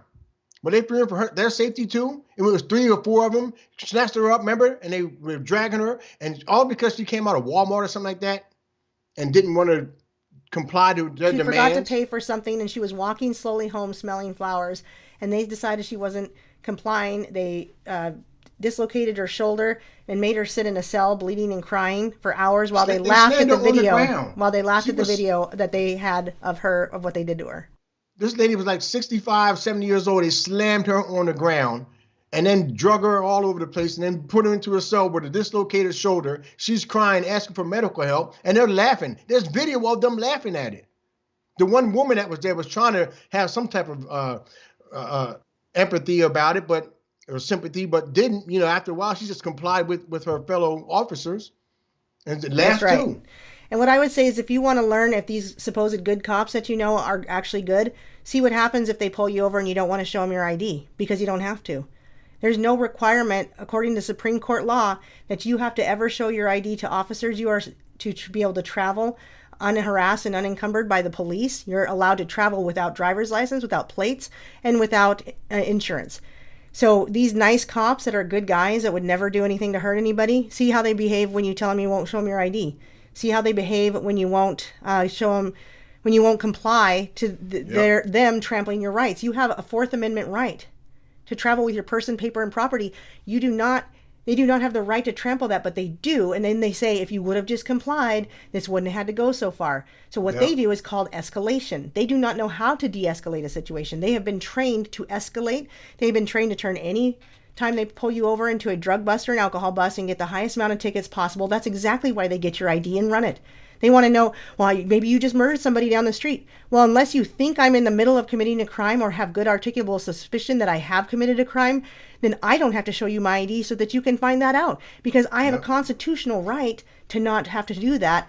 But they don't care. They're going to force you. They're going to say, well, then we're going to arrest you. And then they start picking through your pockets and taking your stuff. When they do that, sue them personally. Get their badge numbers, record it, record everything you can. Because I guarantee you those nice, friendly cops are going to change their tune real quick when you don't comply, real fast. Yep. That's the ego coming out. And it's like you said, the first thing they'll do is they'll say, ask you for your ID, and then they're going to say, where you coming from? Why do you need to know where I'm coming from? Where they you want going? to know if are you coming from somewhere that you shouldn't be coming from, like a drug-infested area? Because or a you bar? say you're coming, or a bar, or something like that. Because once you say something like, "Oh, I came from this bar," or "I smell alcohol," or "I came from this part of town," well, that's a drug area. In their head, that's a drug town. He must have been getting drugs, and now they want to search your car for drugs. Now they want to test you for alcohol. They want to make you walk the line and see if you stumble at all. Can't say the alphabet backwards 3 times. Can you do all that? You know, these are the things. No. Can the cop do it? You do it. Let me see you say the alphabet backwards. Also, when they pull you over for a broken taillight or a headlight out, how come they don't offer to help you with it? Right. Why don't they say, well, hey, there's a store right there. Why don't you go ahead and go buy that headlight? And if you need help, they'll probably help you put it in, or maybe I can help you if you need it. That's what a peace officer would do. But instead, they want your ID, they want your registration, and they want your insurance, because they can at least turn it into a ticket if you don't have registration or insurance. And then they want to see if there's warrants, and then they want to escalate the situation whatever they can. And like Duke says, they're not voted in. Guess how they are? They're hired by peers who have no morality. What about the guy that admitted to sexually abusing his dog just days before his interview, and they still hired him? They still hired him. Disgusting. Oh yeah, that's just disgusting. It just shows, and they're supposed to be, their morals are supposed to be better than ours. That's why they're police. That's why they're called authorities. They're over us because their morals are supposed to be better than ours, and they're not. They're no better than us. They're nothing to us. They're the same as us, just like the people that are evil, that are corrupt, that can be corrupted by money, that can be corrupted by power. And that's what they are. 95 to 98% of them are like that. And we're not advocating that you should go out and just take matters into your own hands, but if you know your rights and you're exercising them, it shouldn't turn into arrest. The threat of being personally sued is why the good cops are quitting. I'm not going to sue a good cop. That doesn't even make sense. A good cop wouldn't arrest me because I won't show him my ID. That's a bad cop. I'm going to sue that cop. And I'm going to tell him I'm going to sue him. A good cop would step in on somebody that's beating up an old woman. Where are they at? Have anybody seen any instances where there's been any type of police brutality where one cop stepped in and said stop and pulled the other cops off? Y'all seen that? You don't see that. Why don't we see that? Either they don't show it because they don't want us to see that part of the narrative, or it doesn't happen. Which one is it? The one time that I seen it happen, the cop that intervened was a female cop intervening with a male cop. For the video was kind of hard to see what he was doing to the person in the back of the vehicle, but the female cop went to intervene, and he immediately turned around and grabbed her by the throat and pushed her back.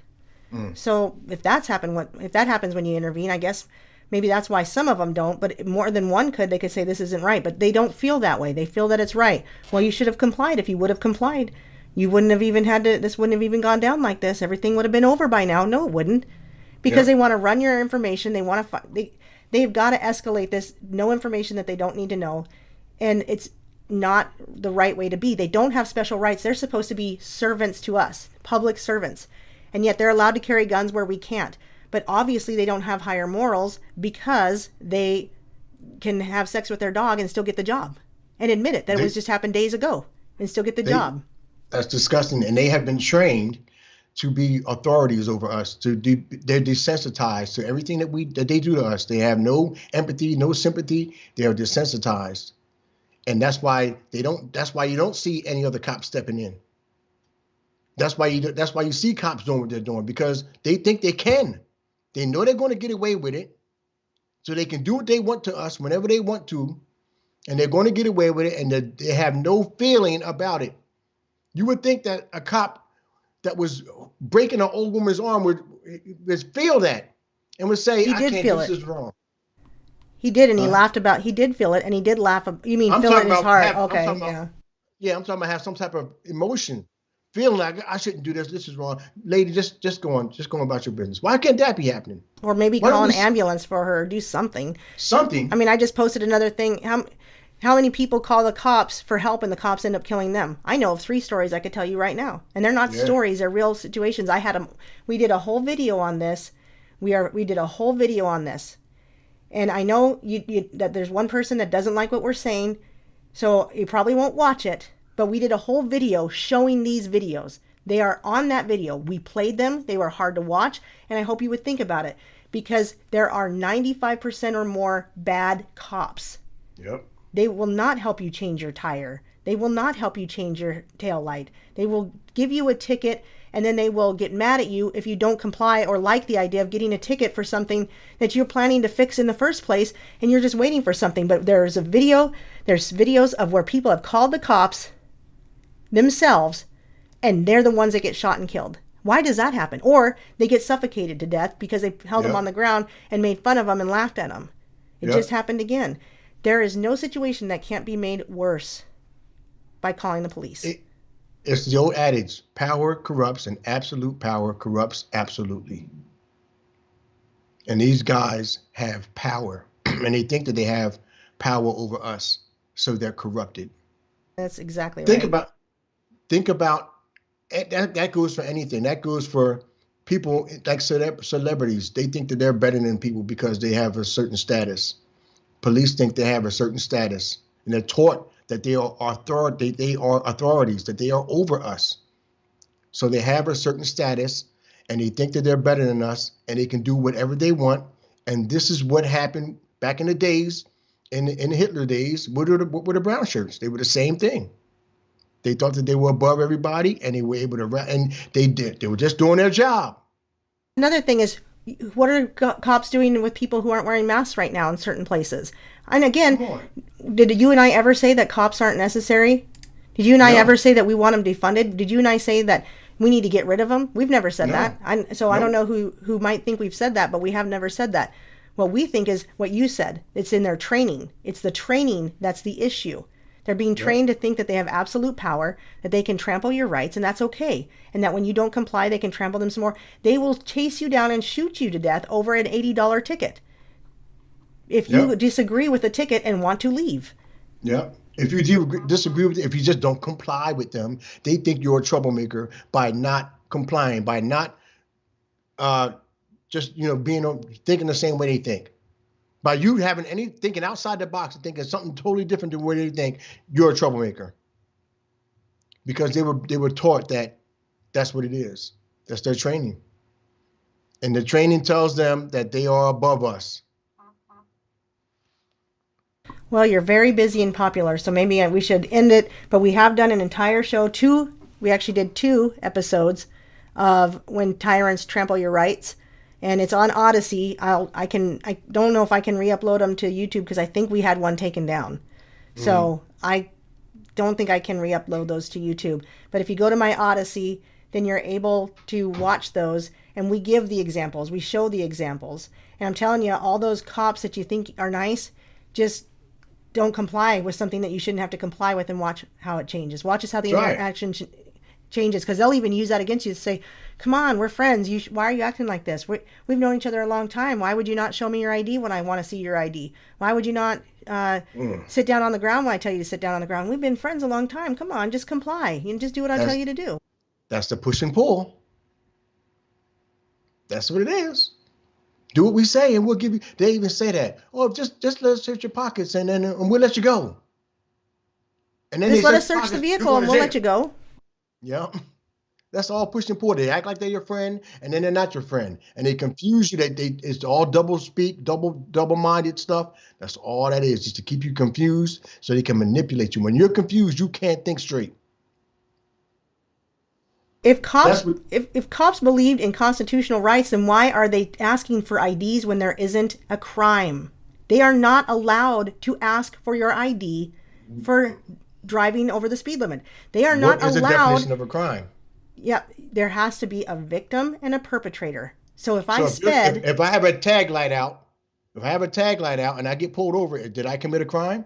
No, you didn't. And therefore there is no reason, according to Supreme Court law, that they can look at your ID. Because you did not commit a crime. There was no victim. If my tag light is out, and I've got pulled over for this, and a lot of you have too. With your tag light being out and they pull you over, did you commit a crime? No. There's no victim involved. There's nothing. There's no probability, or what do they call that? No probability of you going and committing a crime. Because my tag light is out, does that mean I'm going to go rob a store? Because my tag light is out?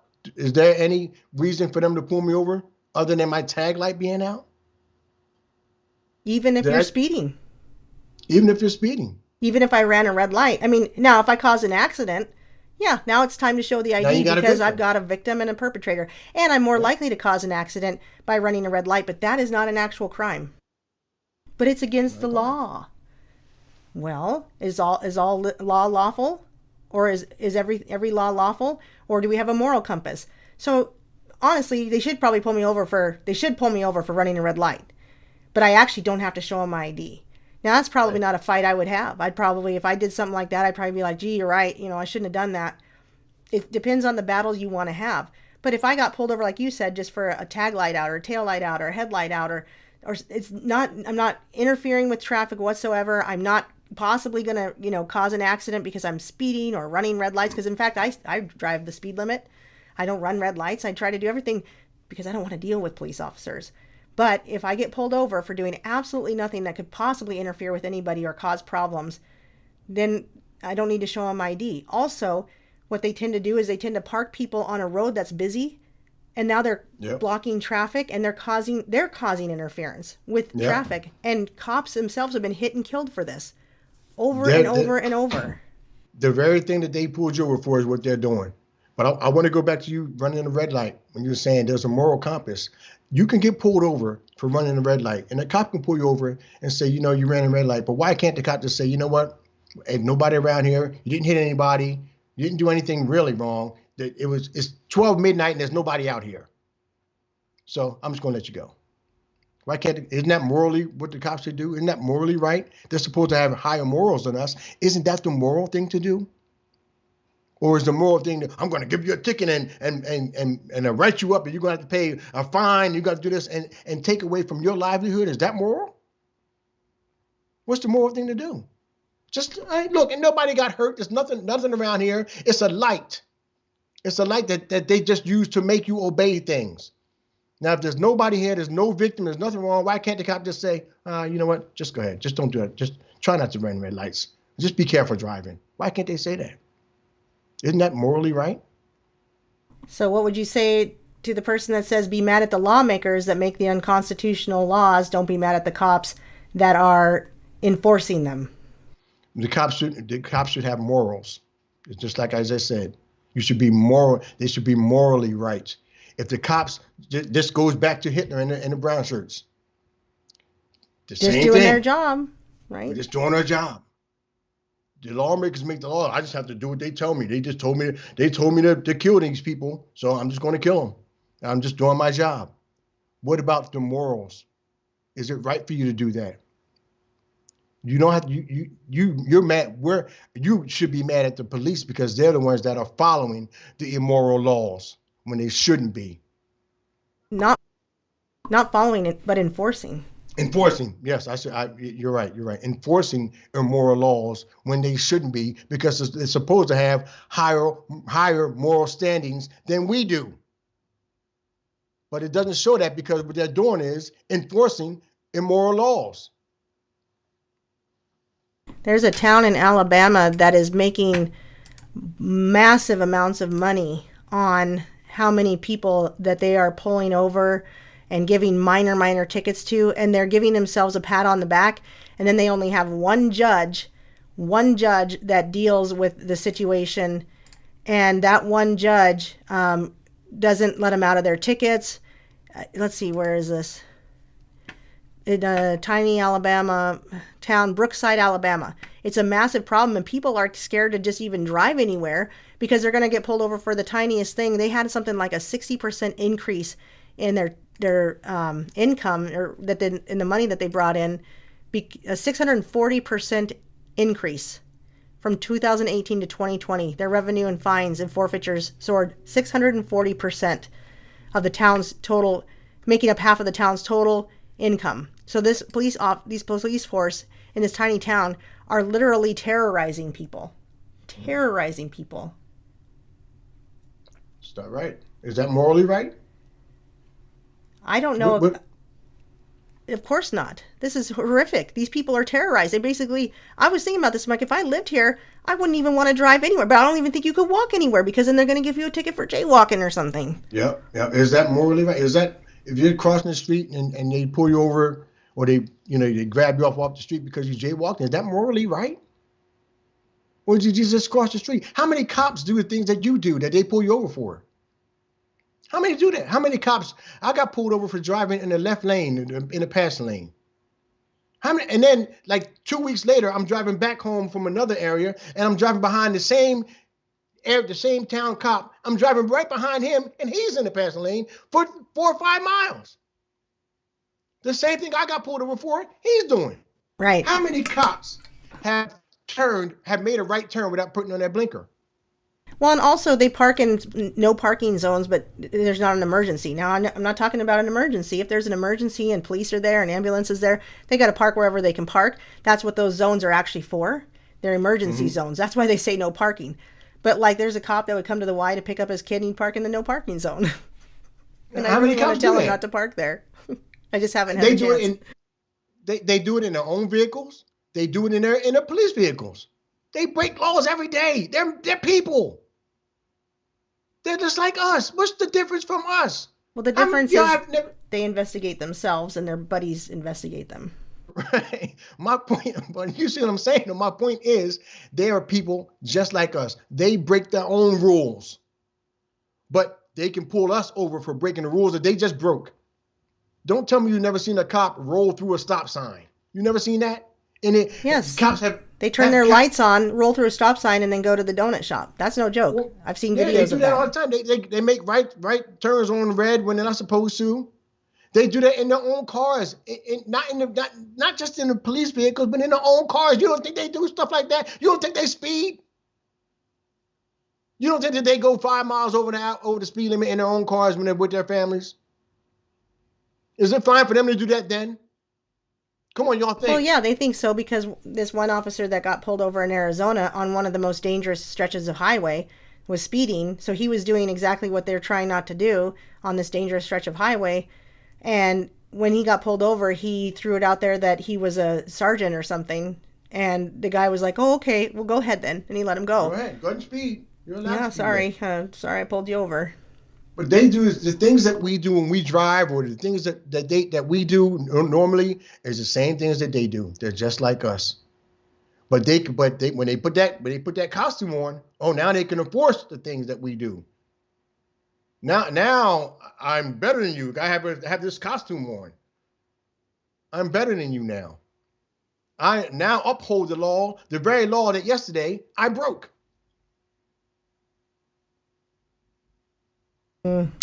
Back the blue till it happens to you, right? Yep, that's it. If we offended somebody, anybody, we're not sorry for offending in the name of our Lord and Savior, who gives us God-given rights, and these people trample them. That's what this is about. I stand by what I've said, that if you know nice cops, just give them a chance to pull you over and not comply. And I would bet all my crypto and gold and silver that you will see that change. Yep. In an instant. So I don't intend to offend in my name or because of my beliefs, but in the name of Jesus Christ and Yahushua HaMashiach, my Lord and Savior, where my God-given rights come from. And anyone that wants to trample those rights is a tyrant. And I will push back against it. The truth hurts. So we've made 2 whole videos about this on Odyssey. We could go on and on and on, so I think we won't. But since there was conversation in the chat, that's kind of why I kept going, because I don't mind that somebody thinks cops are good. But I'm going to respond to their comments because I don't think a cop is going to die for me. I don't think a cop would ever. In fact, what happened in that video I sent you where they tased a guy, set him on fire, and they ran away? They ran away. No cop's going to die for me. Mm-mm. They're not there to serve and protect. They're there to harass and collect, and that's what they're trained to do.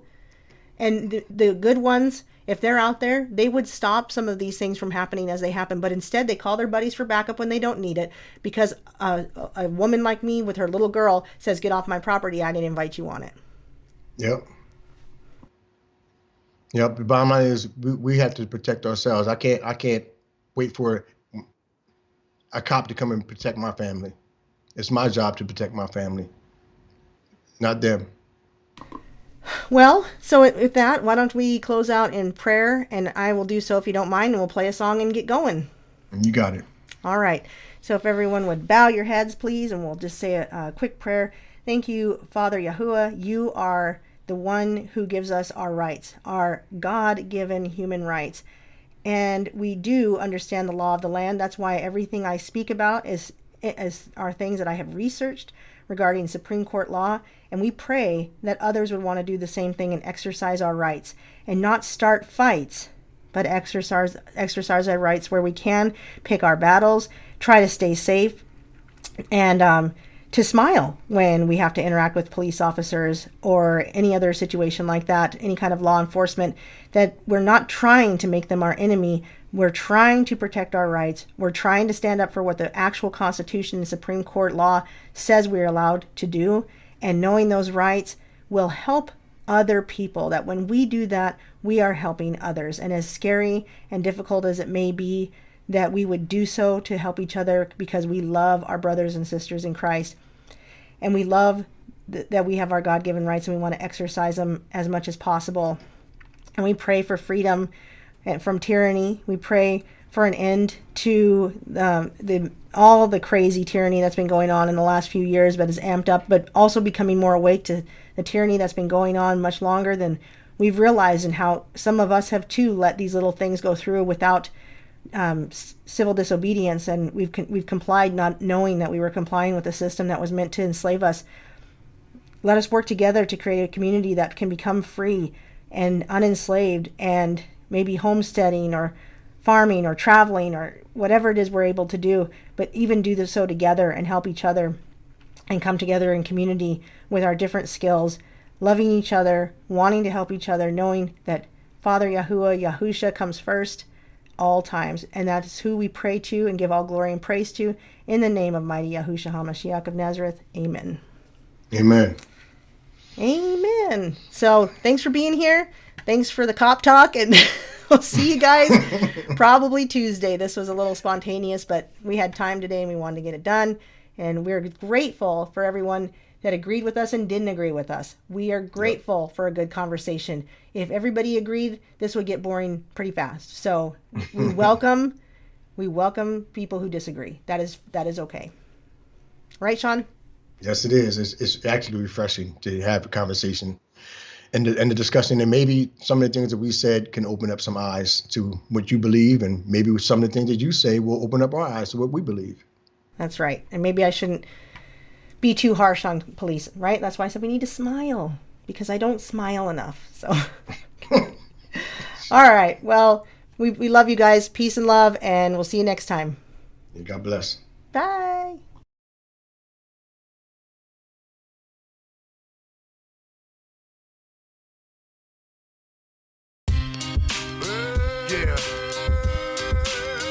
Yeah. Lil Arcane on the beat. Ninja Scroll. Hard to defeat. Mind control. Stage one, metamorphosis transform. Here comes the storm. You ignore all the signs you see, trying to warn. Danger, so much in this world is going on. Since born a chess piece, but only a pawn. They say the whole world's a stage, and we're just parts of a puzzle getting played in the game. Mesmerized by the fame of celebrities' fame, following every trade of a man named James. I feel strange, like I'm looking from the outside in, even though I'm a sinner in the world of sin. So much to talk about, where should I begin? In the face of despair, gotta fight to win. Time to wake up to sleep, call in the cavalry. Break the bond of the slave mind mentality. It's the new world spying police brutality. Your thought mentality, this world's a fallacy. Mind control, they want control of your soul. They want us to do everything we are told. No questions asked, we shouldn't care about it. Don't think for yourself, play your role. Been called paranoid and delusional, sometimes fooled by the tools that believe what they learn in school. Even though they don't look at the facts, it's all cool. You're a tool that they use just to help them rule. Education we have in schools is dumbed down. Can't believe anything they teach is not sound. You believe what I speak is fake, not profound. Refuse to search for real truth like bloodhounds, but accept the watered down and unchecked words and explanations and lies that's absurd. You don't even have the time to think about what you heard. Check the source and believe in the media's words. You blindly agree and take for face value and mock with someone with real truth. Tries to tell you buying in to the lies that the world will sell you. Stench of death in your thought process, I can smell you. Mind control, they want control of your soul. They want us to do everything we are told. No questions asked, we shouldn't care about it.